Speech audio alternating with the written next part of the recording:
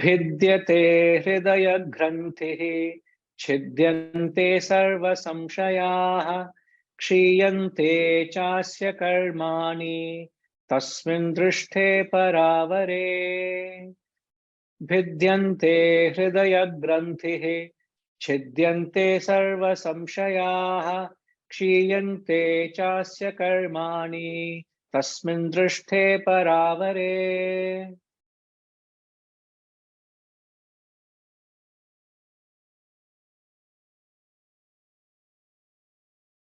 Drishte paravare. Perceiving drishte is to perceive, paravare, the high and the low, in that. Tasmin, tasmin drishte, tasmin in that, drishte to perceive, paravare, the high and the low. What do you do once knot of the heart is untied?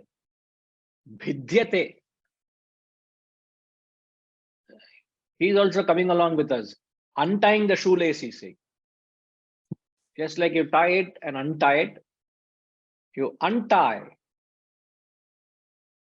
Once knot of the heart is untied, bhidyate hridaya grantihi. Chidyante sarva samshayah. Samshayam, all your doubts are dispelled.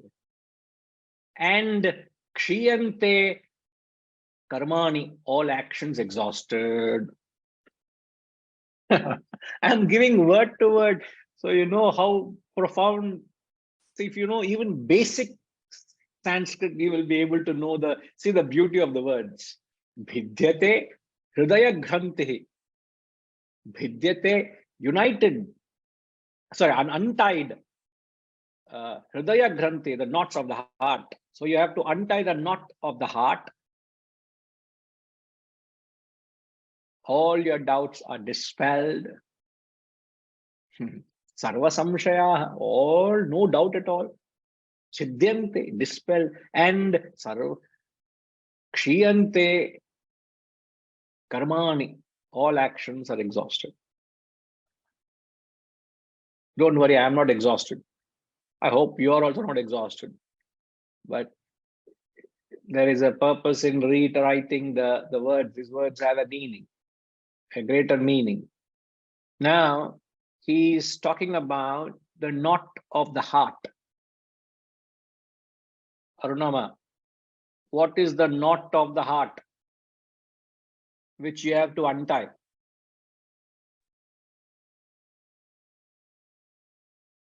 Remove the ignorance within us. So what is the knot of ignorance? Our vasanas.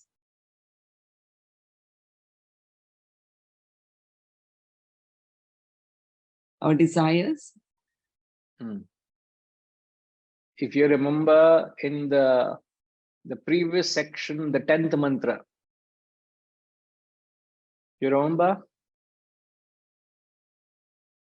Gayatrima, please put the previous section, chapter 2, section 1, mantra 10. You're absolutely right. The knot of avidya is vasana or desire. And from desire, what comes? Action. Action. You see the last section of the mantra, ma? Yes, Guruji. Avidya granthim vikirati ha somya. Oh, handsome one, he destroys, he who is seated in the cavity of the heart destroys here the knot of ignorance. Hridaya granthi. Hridaya granthi is the knot of ignorance. So referring to this section, this mantra,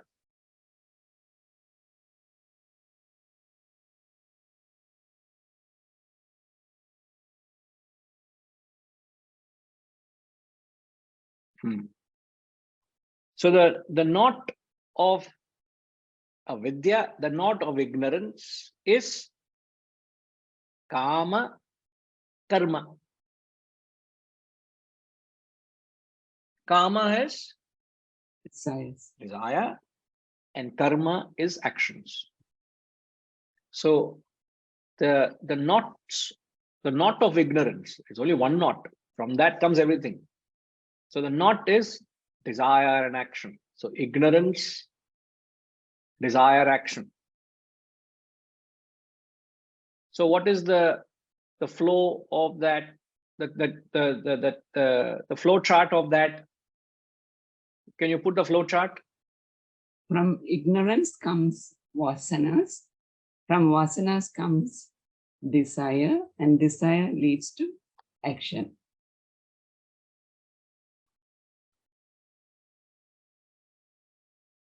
From ignorance comes Our vasanas. what comes? Where does vasana come from? Because of our lack of knowledge of the self. So, as you rightly say, the whole thing starts at the top. There is Brahman, right? Yes. And then comes, what is the next thing that comes? We are ignorant of Brahman. All right. The ignorance of Brahman. And then from the ignorance, what comes? We have our own vasanas, individual vasanas. There's another step. There is another step between ignorance and vasanas. What is that step?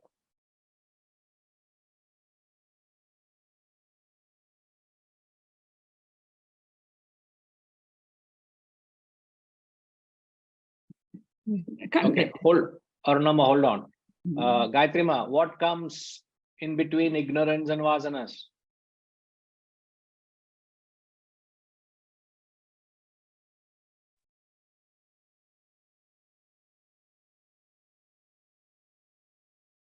Gayatri Ma, you there?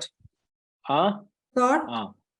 No, vasanas, from vasana comes thought, but where does the thought come from? Intellect. Wait. No, before the intellect. Not intellect. No, I'm saying from the ignorance of Brahman, what comes?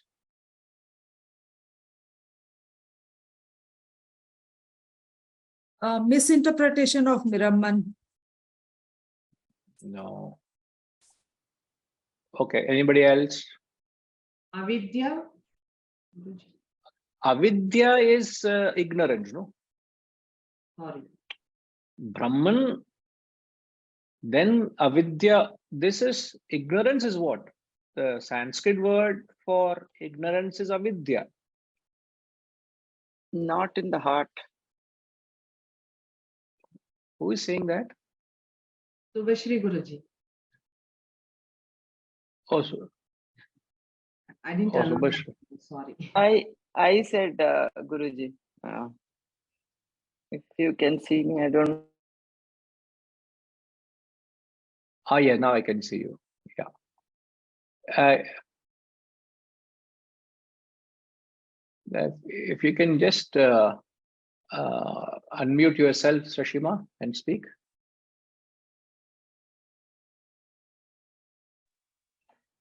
Yeah, I unmuted it. It's getting muted again. Now we can hear you. Yeah. Yeah. Not in the heart, I thought. No, What we not were in the referring to. no. The not in the heart is avidya, Yeah. which has to be got rid of. Who is his iPad?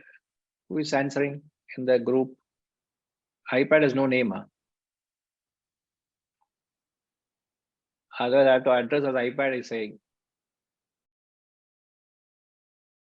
Ramji? World.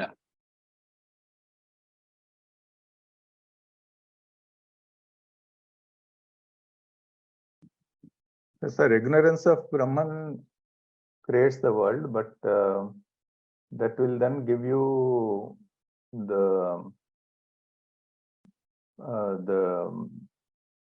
feeling of lack of feeling of not having, which gives rise to the desire.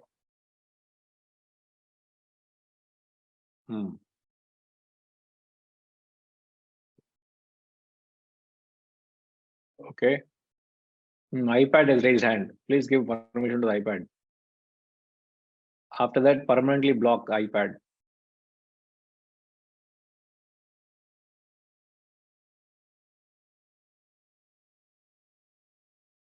Yes, Guruji, can you hear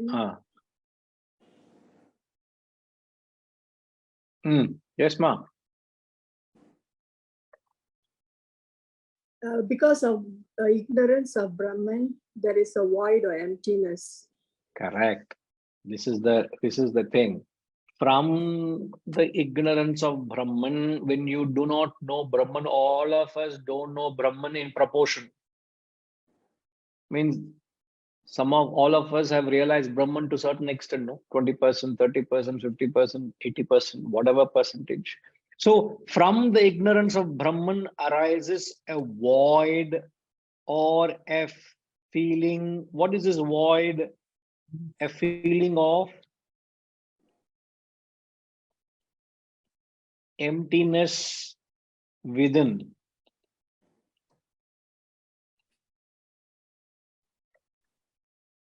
Correct?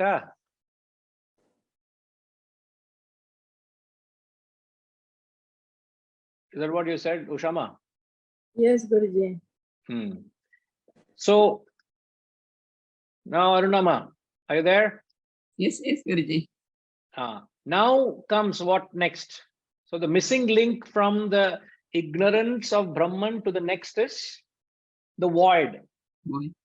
Right? Now from the void comes? So we run to the world to fulfill the void. Correct. And that, how does that emptiness express?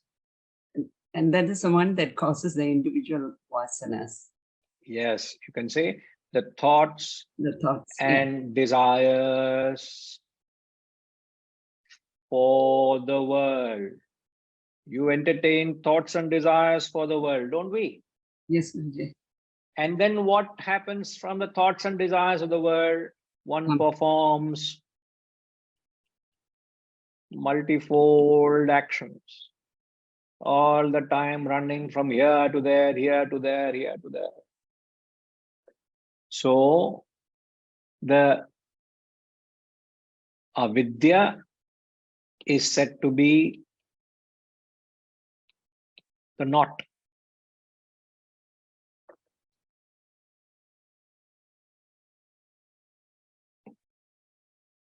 So if you want to untie the knot, how do you untie it? By gaining knowledge? By perceiving the high and the low. In that. Okay, you have taken note of this chart? I hope you all have. Now, Gayatri, share that mantra again, please. Harish, are you following? Thanks, Arunama. Thank you.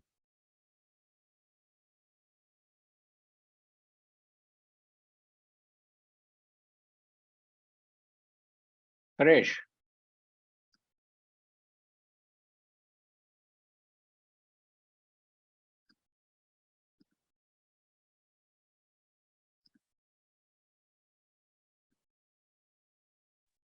Yes, Guruji.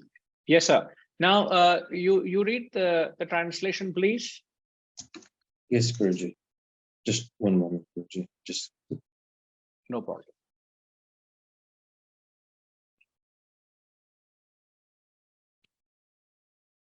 Perceiving the high and low in that one's knot of the heart is untied, all doubts dispelled and actions exhausted. Right. Now, what is the means of untying the knot? The answer is there in the translation.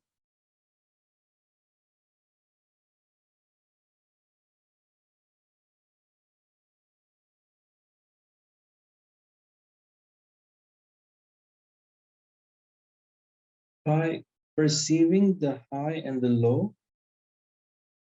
Correct. One who perceives the high and the low in that. that refers to Brahman. You perceive the high and the low, then you will untie the knot of the heart. What is the perceiving high and the low? It is gaining the tadvijnanena. The tadvijnanena, which was mentioned in the previous mantra, he is explaining that word tadvijnanena in this mantra. Bhidyate, untie the knot. Paravare. So the word tadvijnanena in the previous mantra is paravare. Paravare, drishte paravare, perceive the high and the low. I hope you get what I'm saying. So in the previous mantra, we said the crux, the path to gaining that immortality is Vijnanam, right? There's no confusion. Simple. I'm repeating it. Vijnanam, wisdom, is the means to get to the Brahman. Now, what is that? How do you gain that wisdom? Is by perceiving the high and the low in that. Drishte paravare. So, drishte paravare, perceiving the high and low in Brahman, one unties the knot. And what is the knot of avidya? The desire, which causes innumerable actions resulting in many attachments.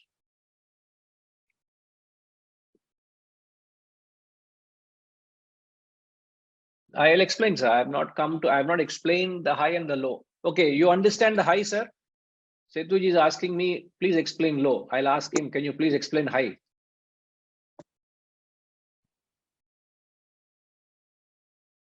People will start giving me titles to me. He is not a guru who answers questions. He is only guru who asks questions. Question master he is, he'll say. I is Brahman. Sir, the statement reads, mantra again, please. Vijnanam. In Vijnanam, wisdom. No, he's explaining the word Vijnanam here.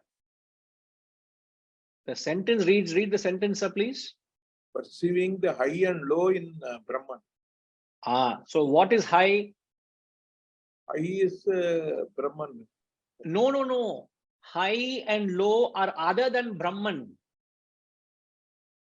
You perceive the high and low in Brahman. In that is Brahman. In that you see high and low. So we have to interpret what this high and low means. High and low is not Brahman. How can it be Brahman? So will that tantamount to say, if you say that is Brahman, this is the low is Brahman. Sorry, if you say high and low is Brahman, then it's like seeing Brahman in Brahman. It is not right, isn't it? He is saying perceive the high and low in that. I'm just going by the sentence.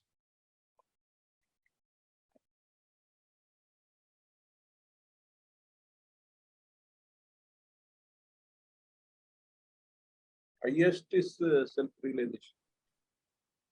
Illa sir, how can you give that interpretation? You perceive the high and low in Brahman. Sir, it's a very subtle concept which we have learned. Do you remember every time they have described Brahman in the Shastras, they have described Brahman in the language of Trinity.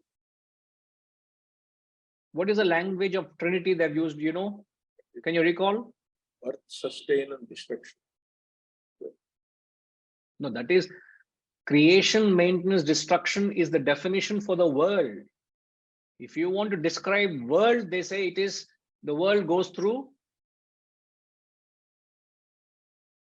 creation and destruction, and that is sustenance, which is symbolized by Brahma, Vishnu, Maheshwara. That is different.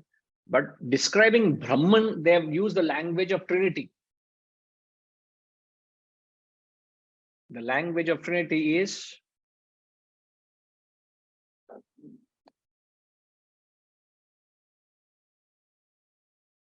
US.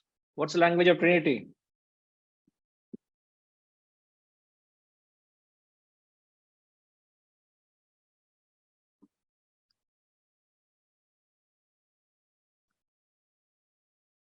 This is how the Upanishads are. Don't expect them to be any accommodative. They don't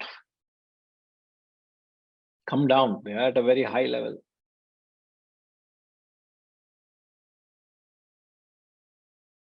It's like I was seeing came across a video of a specific surveillance plane the Americans have built in the world in the Cold War time. That surveillance aircraft flies at such a high altitude. It flies at a 21 kilometers from the ground level, the sea level. It only flies at that level. So the pilot who flies that plane has to wear like a space shuttle suit because that high. And that airplane doesn't fly low. It only flies at a certain that altitude. I'm just reminded of that. The Upanishads are like flying at that high altitude. They don't come down. You have to go to their level. So that's the language they're speaking.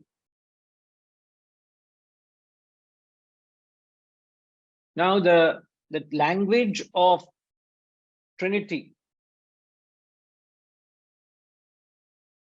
So Brahman is always explained in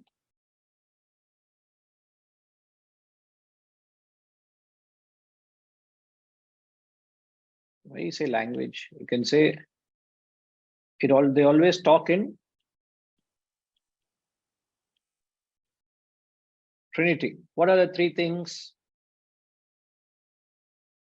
First, they say the Brahman is defined as, last try, Vasantama, are you there? Arunama, no.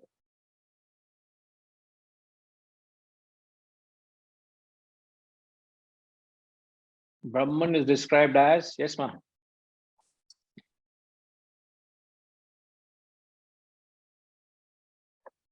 Yes, Vasantama, solongo. Creation, Creation, maintenance, and destruction. That is the world. World is described as creation, maintenance, destruction. There is always death happening, always birth happening. And this death and birth only maintains the world. Imagine there's no death happening in the world. Are you? Torture. Imagine old people don't die. 120, 130 still alive. You're not either. How long will you live? Thank God a person dies. There's a birth somewhere else. When a tree dies, it becomes a soil for something else to be born. So this birth and death is maintenance, sustenance. That's how world is. So that's the definition for the world. Brahman is described as, first, they say Brahman is perishable. In Sanskrit, it is called Kshara. The second, they say, is imperishable. Please understand, you're trying to describe Brahman, which you can't capture in words and concepts. So then they say Brahman is beyond the perishable, it is the imperishable. And then they say it is beyond it. They call it the supreme being. We must be very familiar. We have learned this many a time in this classroom. So it is called the supreme being. It is the Uttama Purusha. Uttama Purusha is supreme being. Now, in the context of the verse,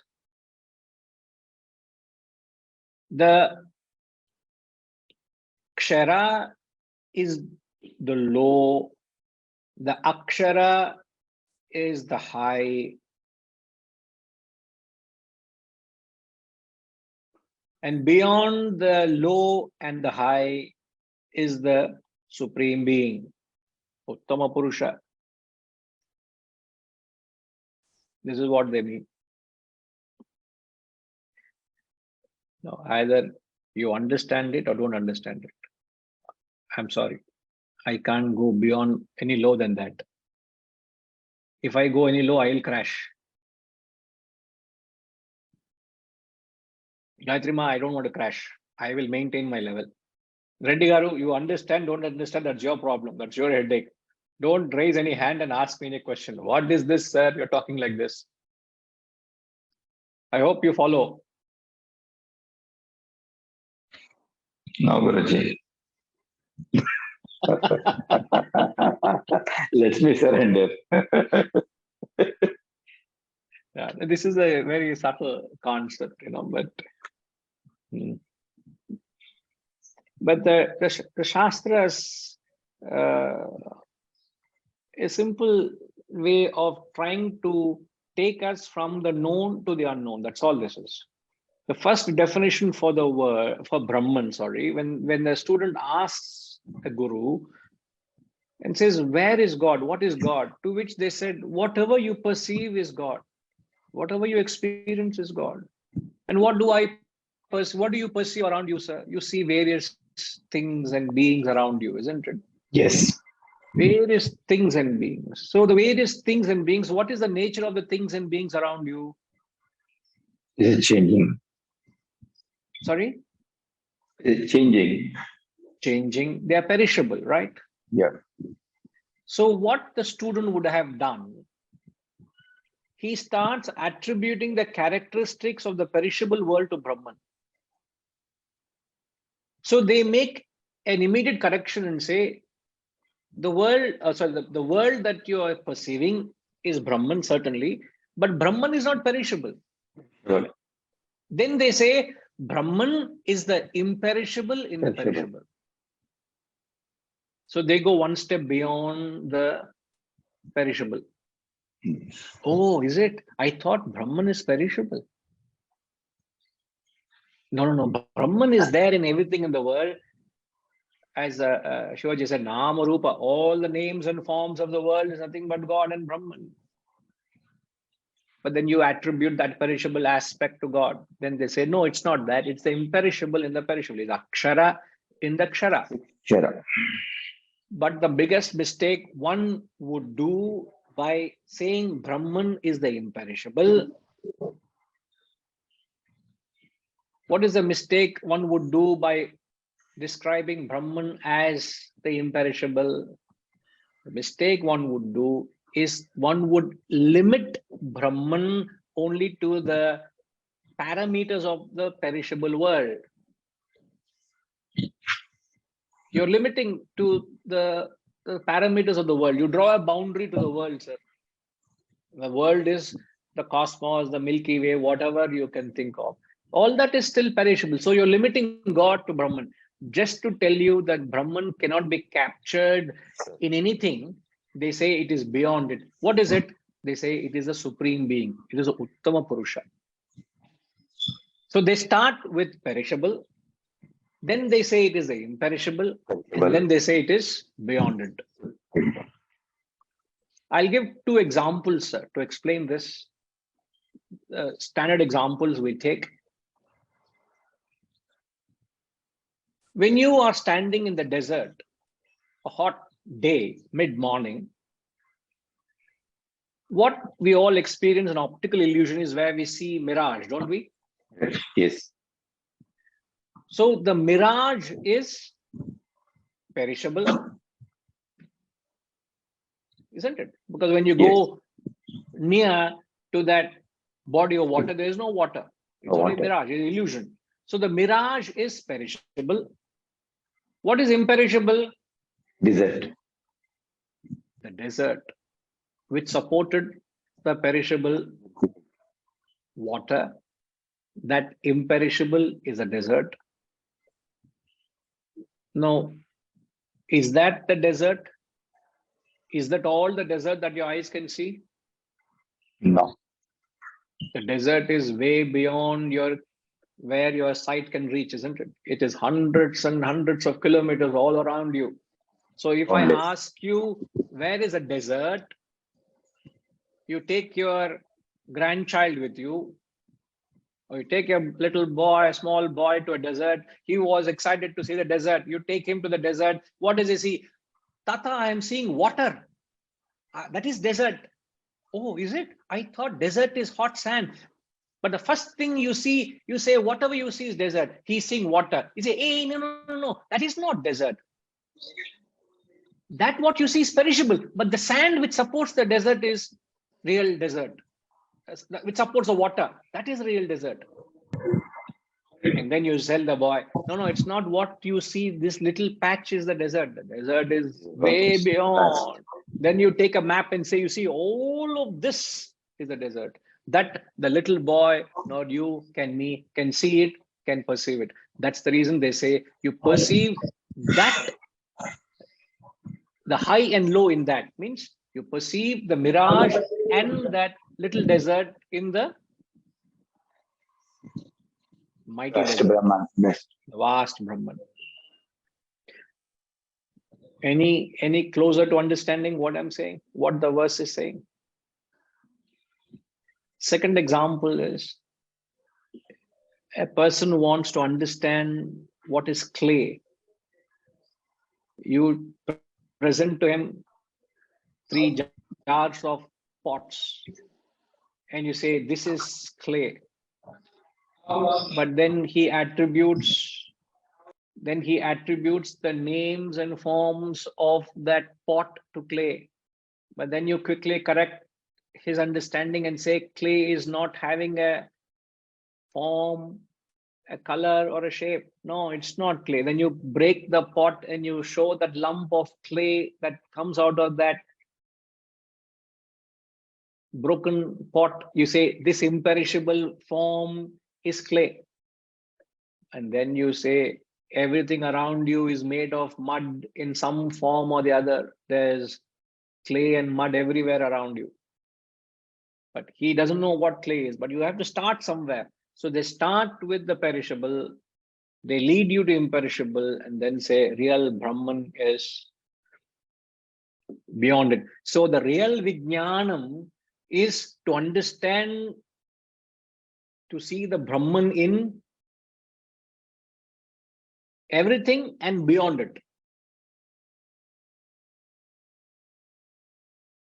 One knot of the heart is untied. So the knots of avidya tie you down to the body, mind, and intellect. We are caught up to the body, mind, and intellect. We are slaves of the body and the senses. We are a slave of the mind and its emotions. We are a slave of the intellect and its thoughts. So you become a slave of your body, mind, and intellect because of being tied up to the knot. So you got to untie. This is the significance of Lord Krishna being born in the prison.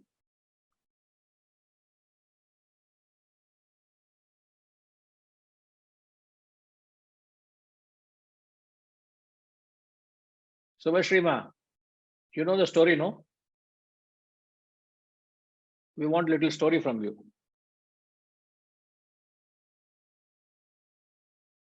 The birth of Krishna or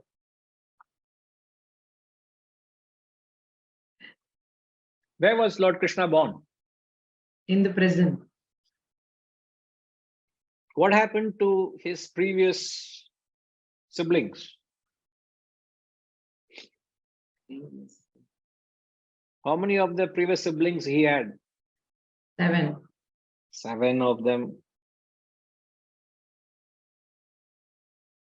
If not all, I think 6 of them were killed, isn't it? The 7th was? Who was the 7th?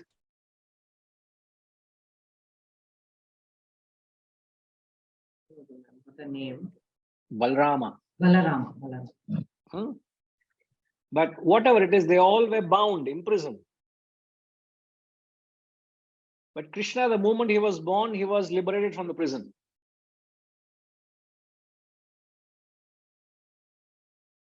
And he was taken by the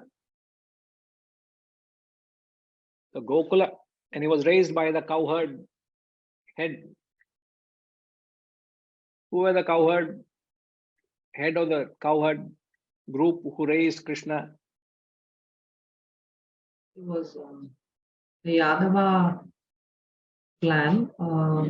His name was They got the name was Nandagopa Nanda and Yashoda.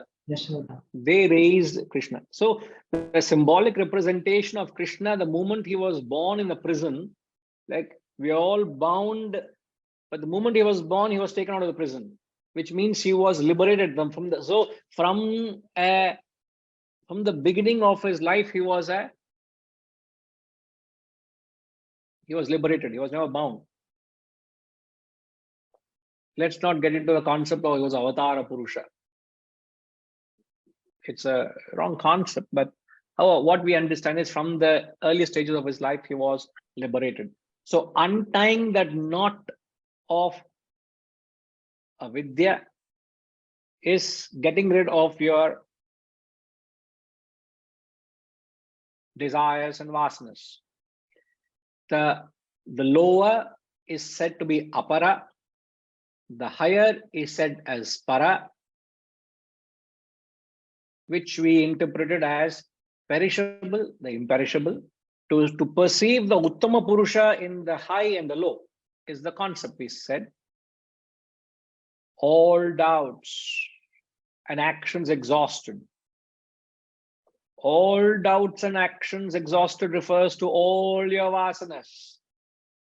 What are all the vasanas that we have? I'll mention it perhaps when we come next week. I'll again clarify it further. What are all the vasanas that we have? The vasanas that we have are, the first is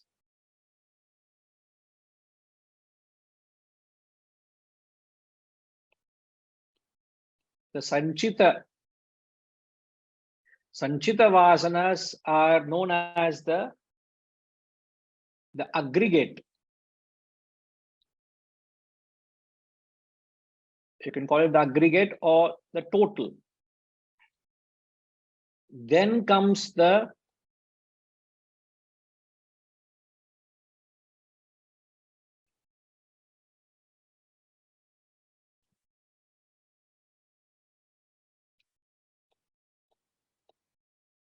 prarabdha.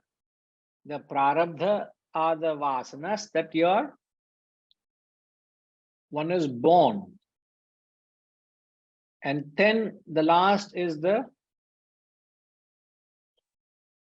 agami, which is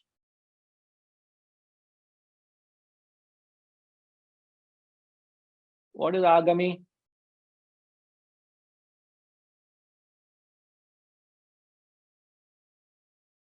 Agami are the vasanas which are yet to manifest.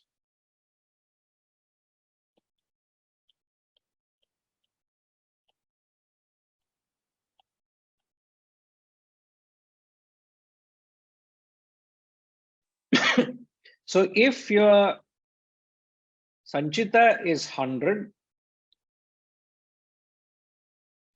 your Prarabdha is 30, the Agami is 70.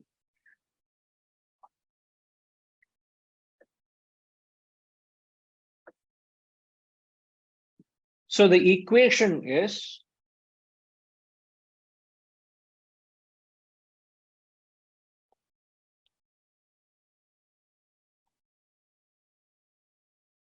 Sanchita minus Prarabdha equals Agami. Your Prarabdha plus Agami equals Sanchita.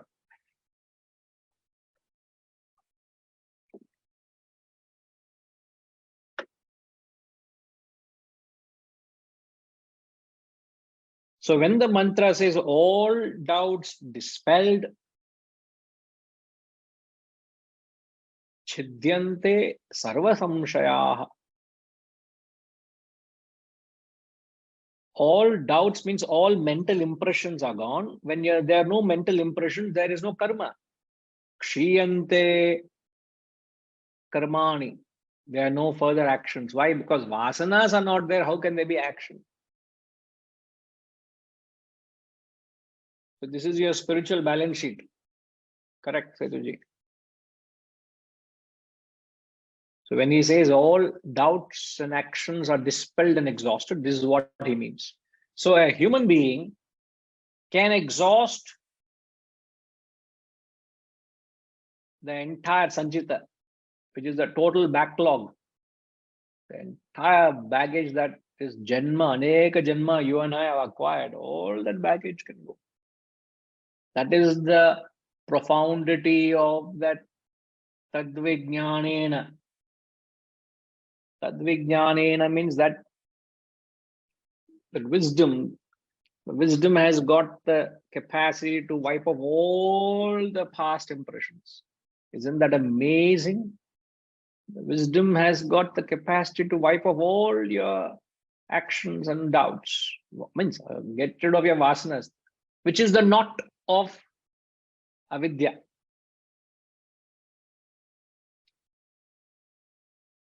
One thing is to know it, yet another thing is to implement it. To implement, to get rid of the knot is not a joke. You got to work out of your skin to get rid of the knot. Ananya Chinta, if only through that consistent effort one can remove the vasana. The easiest thing to do is to feed the vasanas. Remember this. The easiest is to feed them, create them. But the most difficult thing is to get rid of them. I'll come back and explain this section a little more. How is it that we have that capacity? We'll just touch upon that and we'll continue. Okay. Thank you. Om Purnamada Purnamidam Purnat Purnamudachyate Purnasya Purnamadaya Purnamevavashishyate. Om Shanti Shanti Shanti. Harihi Om. Shri Gurubhyo Namaha. Harihi Om.